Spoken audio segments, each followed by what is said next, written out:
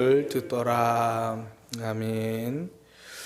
마가복음 11장 12절에서 14절 말씀을 통해 예수님은 삶을 받으신다라는 제목으로 하나님 말씀 증거하도록 하겠습니다.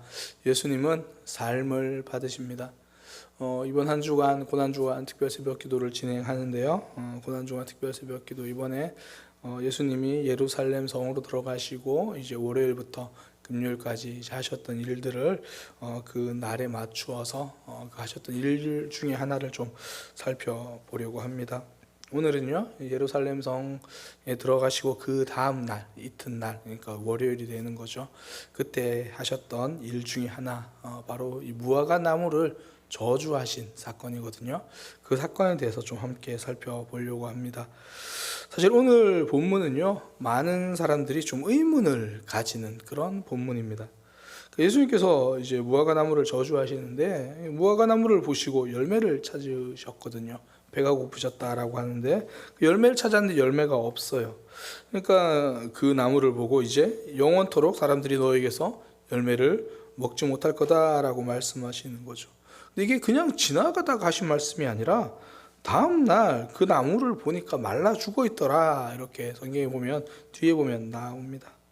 그러니까 많은 사람들이 이 본문에서 질문을 던지는 거예요. 아니, 예수님께서 배고플 때 또 열매를 못 드셨다고 그걸 무화과 나무를 저주하시다니 뭐 이럴 수 있나?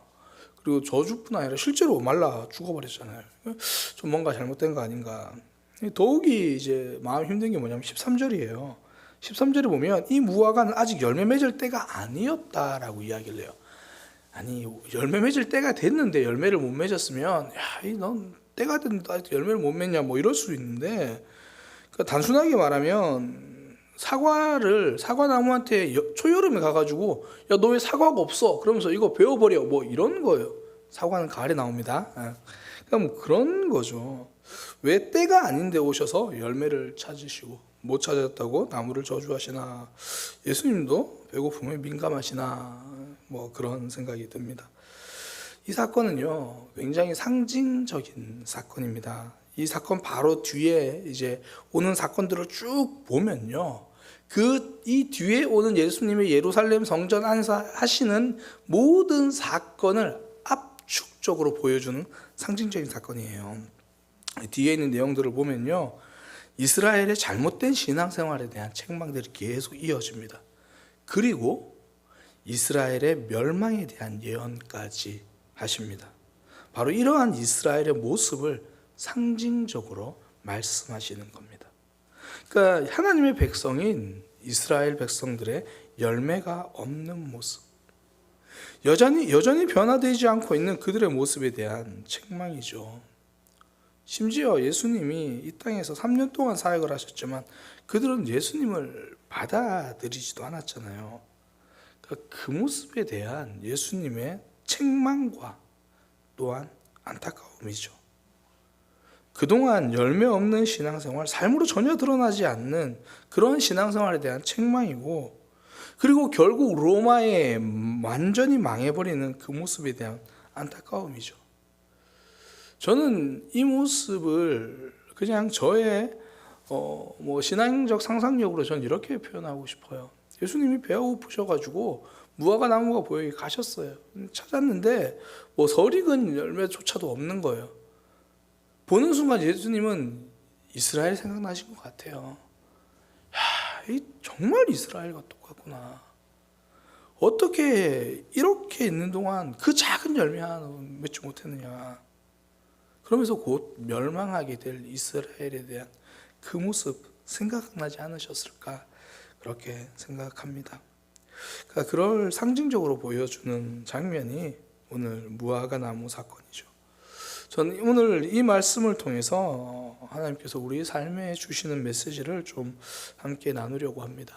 짧게 두 가지를 나누려고 하는데요. 첫 번째는 신앙생활에서 중요한 건 길이가 아니라 깊이라는 겁니다. 지금 예수님이 책망하고 계신 이스라엘 백성들은요, 오랜 세월 하나님의 백성이라는 것을 자랑하던 사람들입니다. 그러나 예수님이 이 땅에 오셔서 그들의 삶의 열매를 찾으시는데 없는 거예요. 그렇게 오랜 세월 신앙생활을 했지만 삶은 변하지 않은 겁니다. 신앙의 길이는 길었습니다. 그러나 깊이는 없었습니다. 그들의 삶에서 작은 풍랑만 일어도 그냥 깊이가 얕으니까 이리 출렁 저리 출렁 하는 거죠. 예수님에게 제일 반기를 많이 들었던 사람들이 종교 지도자들이잖아요. 사실 그 위치까지 가려면 얼마나 많은 세월 말씀을 보았겠습니까? 말씀에 대해서 해박했을 거고요. 오랜 세월 그 신앙을 접한 세월이 있었던 거죠. 그러면 뭐합니까? 예수님이 이 땅에 오셨을 때 알아보지도 못합니다. 심지어 귀신들은 예수님을 보고 누군지를 알아봐요.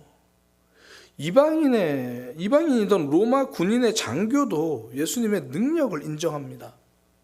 그런데 정작 오랜 세월 성경을 연구했다는 그들은 예수님을 배척합니다. 그러니까 신앙의 길이는 깊었습니다. 그러나 하나님과의 관계의 깊이는 얕았습니다. 삶은 길이보다 깊이로 결정됩니다. 우리 주변을 봐도 그래요. 왜 흔히 우리 자녀들, 학생들에게 선생님이 참 중요하다라고 이야기를 하잖아요. 근데 사실 그 중요하다고 말하는 그 선생님이랑 만나는 기간은 1년이에요. 그런데 실제로 그 1년이 인생을 바꿀 수 있는 1년이 된 경우가 많죠. 제가 사역을 하면서 만난 아이들 중에서도요, 선생님 한 명 때문에 학교 생활이 달라진 아이가 있었습니다. 특별히 학교 생활에 문제가 있던 학생은 아니에요. 그런데 늘 스스로 이제 학교 다니는 것을 굉장히 힘들어 했었어요. 누구에게 말하지는 않아. 남들이 보기에는 잘 가는 것 같은데 저한테는 그런 얘기를 한번 한 적이 있어요. 중학교 때 왕따 아닌 왕따를 이제 경험을 했던 거죠. 부모님께 말도 못했고. 그러고 나니까 학교 생활이 그 친구한테 늘 스트레스인 거예요. 그러다가 고등학교 때 담임 선생님 한 분을 만났는데 그때부터 학교가 즐겁다고 이제 가기 시작하는 거예요. 학교 생활에 대한 태도가 달랐죠. 지난 3년을 뒤집어 버리는 1년입니다. 그러니까 삶에서 길이보다 깊이가 중요합니다. 단순하게 한때 우리가 많은 한국에서도 유명했죠. 몰입의 법칙 이렇게 이야기하면서 10시간 앉아 있는 것보다 1시간 몰입하는 게 훨씬 좋다. 실제로 그렇죠. 그러니까 길이보다 깊이거든요. 신앙에서 더욱 그렇다라는 거예요. 신앙의 길이보다 깊이가 중요합니다. 껍데기가 본질을 대신할 수 없기 때문이거든요. 하나님과 관계를 맺지 않았던 시간은 오랜 시간을 보냈어도 껍데기예요. 예수님은 껍데기 신앙을 칭찬하지 않으십니다. 바울이 예수님을 만난 그 순간이 껍데기를 벗어버리는 그런 시간이었잖아요. 예수님을 만나고 나서 그가 하는 고백이 그거죠. 저의 지난 모든 시간은 껍데기였습니다. 그전에는 자랑이었는데 예수님 만나고 나니 배설물이었다 이렇게 고백하잖아요. 사람들이 환호하던 것은 배설물이었음을 고백합니다. 하나님이 보시는 삶만 남는다는 거예요. 그것이 깊이입니다. 남들이 어떻게 보느냐 그것을 질문하는 것이 아니라 내 신앙 하나님 보시기엔 어떤가 그거 질문하는 거죠. 과연 나의 지난 시간 중에서 정말 하나님에게 집중하며 신앙생활을 했던 것은 얼마나 있는가? 그러니까 사람 때문에가 아니라 책임감 때문에가 아니라 하나님 때문에 했던 결정들, 하나님 때문에 살아왔던 삶들, 하나님이 나를 보신다는 생각으로 했던 말과 행동들, 그 순간이 진짜라는 거예요. 그 순간이 깊이입니다.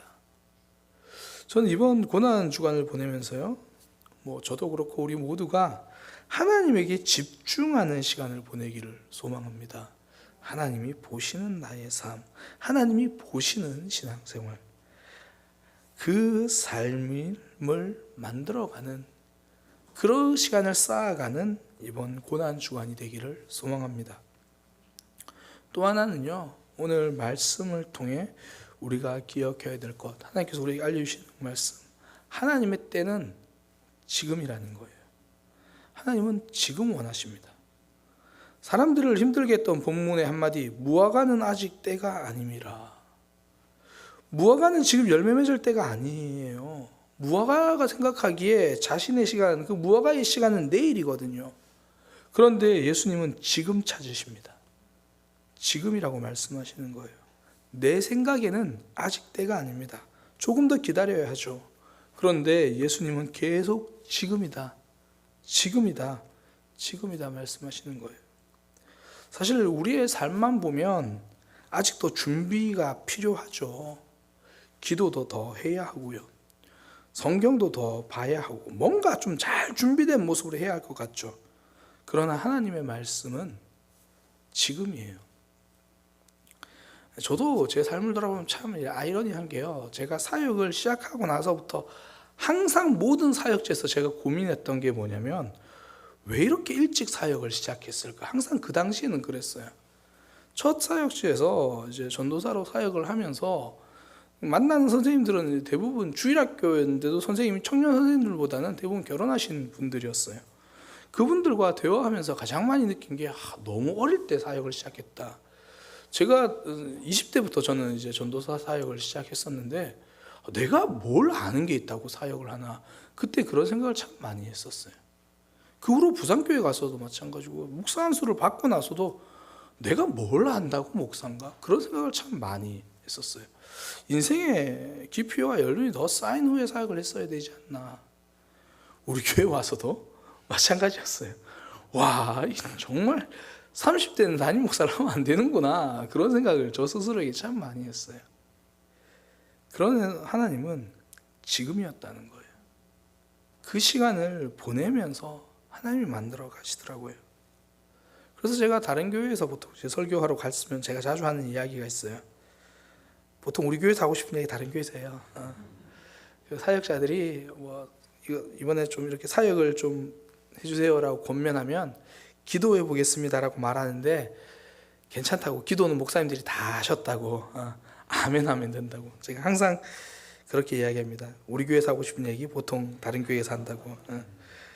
기도는 이미 목사님들이 다 하셨으니까 아멘 하라고. 지금 내 때가 아닙니다 라고 말하는 것이 아니라 예수님이 부르시면 그때가 지금인 거예요. 다윗이 골리앗을 물리쳤을 때 사실 그는 싸우려고 그곳에 간 게 아니거든요. 전쟁에 나가 있는 형들 도시락 전해주러 갔어요. 그러니까 제대로 준비도 안 돼 있죠. 오죽하면 골리앗이랑 싸우러 갈 때요, 가는 길에 시내에서 돌을 몇 개 주워서 갑니다. 준비가 되어 있어서 가는 삶이 아니죠.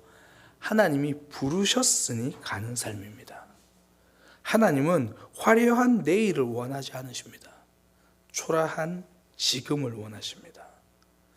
사단은 아직 열매 맺을 때가 되지 않았다고 우리에게 속삭입니다. 아직은 아니라는 거예요. 그러나 예수님은 지금 우리 삶에 있는 열매를 달라고 말씀하십니다. 오늘 할 수 있는 믿음의 삶을 살라는 거죠. 예수님은 화려한 업적을 기대하지 않으십니다. 성실한 하루를 받으시길 원하는 거죠. 오늘 우리의 삶을 그냥 열매로 받으시기를 원하는 거예요. 제가 한참 이제 설교 세미나에서 공부할 때 그때 강사 목사님이 강조하시던 문장이 하나 있어요. 저도 참 그 문장을 좋아하는데, 지금 탁월할 수는 없다. 지금 성실할 수는 있다. 지금 대단한 지식이 있거나 탁월한 관점을 가진 목회자는 아직 아닐 수 있다는 거예요. 그러나 하루하루 성실한 목회자는 되어라, 그렇게 말씀하시는 거죠. 지금 한 글자 독서 시작할 수 있다. 말씀 한 구절 시간 내서 묵상할 수는 있다라는 거죠. 어떤 사람을 만나보면 대단한 비전이 있는 사람들이 있어요. 앞으로 삶의 목표는 이렇고요, 저렇고요, 제 꿈은 무엇을 하는 겁니다, 제 신앙생활의 목표는 이런 겁니다. 대단한 포부를 가지고 있어요. 근데 사실 우리 주변에 우리 사람들 물어보면 대단한 목표, 비전 사실 안 가지고 그냥 하루하루 살아갈 때가 더 많잖아요. 그런데 정말 중요한 건 그거라는 거예요. 대단한 비전보다 중요한 게 오늘 하루의 삶입니다. 대단한 비전이 없어도 오늘 하루 주어진 말씀에 순종하고 산다면 그것이 바로 대단한 삶이고 아니 위대한 삶입니다. 저는 오늘 이 말씀을 묵상하면서 참 감사하고 부끄러웠어요. 꼭 제 모습이 무화과나무처럼 여겨졌거든요. 하나님은 오늘 하루의 삶에서 열매를 찾으시는데 저는 매번 하는 대답이 예수님 아직은 때가 아닙니다. 그렇게 대답하고 있는, 예수님은 지금 찾으시는데 저는 아직은 아니라라고 대답하고 있었다라는 거죠. 내가 보기에는 부족해도 예수님이 원하시면 지금이 맞습니다. 그러니까 예수님은 그냥 오늘 하루의 우리의 삶을 원하시는 거예요. 그러니 오늘 하루 대단하지 않아도 됩니다. 그냥 오늘 하루의 삶에 아멘 하는 것, 우리의 삶을 하나님께 드리는 것, 그것이 하나님이 원하시는 삶입니다. 예수님이 예루살렘에 나귀를 타고 들어가신 그 이튿날, 예수님은 무화과 나무에서 열매를 찾으셨습니다. 우리의 삶에서 열매를 찾으십니다. 특별 새벽 기도 첫날입니다. 우리가 기억해야 할 것, 시간이 아니라 깊이입니다. 오랜 시간이 아니라 오늘 하루 하나님이 오케이 하시는, 하나님 앞에서 하는 삶이 있는가, 그것이 중요하다는 거고요. 또한 화려한 내일이 아니라 부족한 오늘 하루를 하나님 앞에 드리는 것, 그렇게 시작하는 고난주간 첫날이 되기를 소망합니다. 기도하겠습니다.